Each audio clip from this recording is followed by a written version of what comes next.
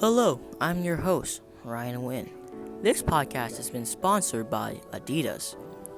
Me and my partner today are going to talk about a very interesting topic has been highly debated, and some people could say this is a stereotype, but today we are here to prove if this stereotype is true or not. Thank you very much, Ryan. As you heard from the recent introduction that Ryan Wynn gave out, yes, this podcast is brought to you and sponsored by Adidas.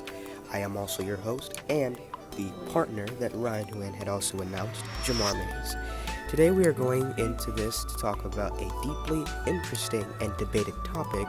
We are going to ask if it involves stereotypes. We are going to prove if it mostly affects physical activities, or if it affects genetics and upbringings and environmental factors, or if it mostly just affects physical traits of height and strength.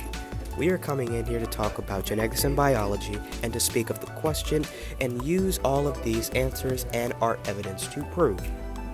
Are black people more athletic on average? Thank you, Jamar Mays.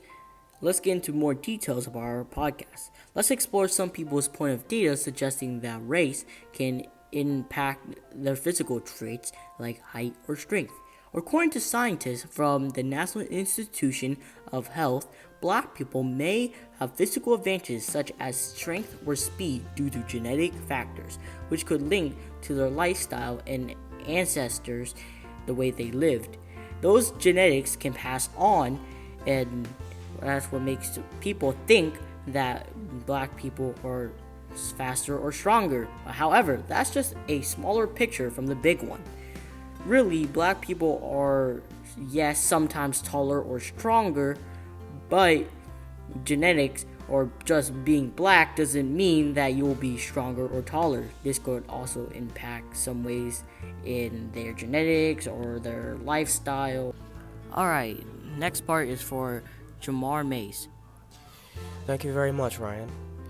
It is very important to note that athleticism is also deeply impacted by genetics, upbringing, and environmental factors, such as how someone is raised and what kind of physical activities they engage in as a child or in any other age relevant.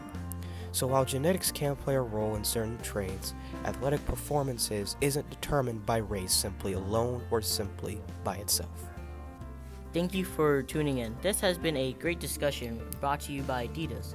Come back for next time when we discover if education can impact your life in any way.